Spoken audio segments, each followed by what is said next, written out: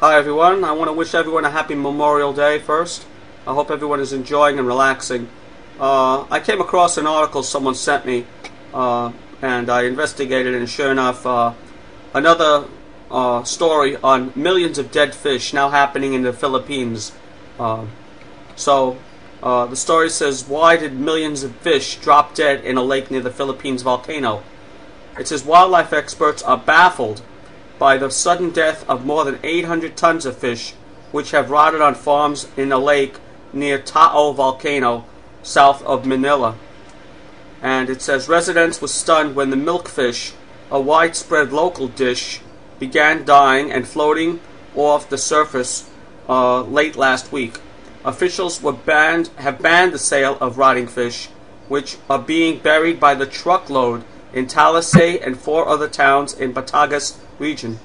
And there's the picture, guys. You know, that's why I do this, so you guys can see the photos too, and it's easier for me. The Bureau of Fisheries and Aquatic Resources official Rose Del Mundo said today that the number of dying fish has now eased off slightly. Well, I guess when millions of fish die, there aren't too many left to die.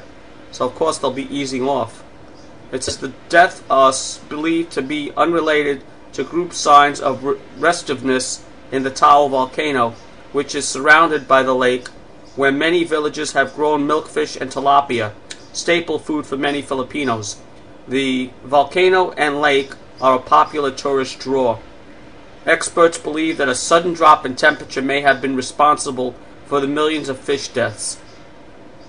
Taking the plunge, it says a brave worker dives into the ponds of the fish farm as he tries to remove the dead milkfish, locally known as bangus. Look how many fish this is, guys. Look, that was just one net, right? That was one net. You go down here, look at that. That's a lot of fish. Just dead. Talisay Agriculture Officer Mendoza said an initial investigation showed the deaths may have been caused by the temperature change as the rainy season set in last week after a scorching summer, which have also depleted the lake's oxygen levels. Schools of fish were seen swimming in circles before they floated dead to the surface in huge numbers. The deaths have occurred in the past at summer's end, but in much smaller numbers, Mendoza said. Some Taal Lake areas turned white due to the massive numbers of dead milk-colored fish. Wow, that is amazing. See, now they say this has happened before, but never in this large numbers, which leads me to believe, guys, that if these fish are really dying from the climate change, which is very possible, then we are seeing a major shift in climate change. And that's something to worry about. Nothing we can do about it, but it's something to watch for. It says workers covered their noses and hands or clothing Sunday as they scooped up rotting fish and placed them into sacks. Many were sad and devastated because they invested a lot of these fish cages. More than 400 tons of milkfish have died in Talisay alone since Friday, and 84 out of 1,000 fish pens.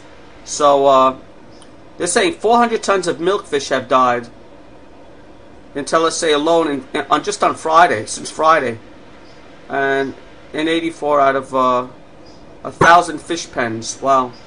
Lake areas about half the size of a basketball court, which are fenced off by the bamboo poles and nets. Damage has been estimated at $770,000.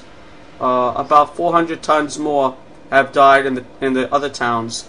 So this is devastating to the economy over there. But this just goes to show you guys, you know, I don't exactly know what's causing it, you know, but you know, I do know something's going on with the temperature changes, you know. You know, it's getting much warmer earlier, and in some places it's much colder earlier or too late. So it's really crazy, the weather. I mean, I can just tell you, you know, how the weather is here. Now we're having very humid days, and very heavy rains, almost like a tropical climate here in New York, and it's never been like this. I'm not saying it's like that every day, but I would say like twice a week you have temperature like that now. and I've been living here for about 30 years in New York, and I've never seen temperature like this, where you have very high humidity days, followed by very, very heavy rain showers, like almost a tropical downpours, and then they suddenly stop. So, I don't know. I just want to say, guys, that, you know, these stories have not stopped. They're continuing, and if you just take the time and look into it, just type it into Google, and if you want to see the date, just type in the date button, and you'll see by date. It'll be listed by date.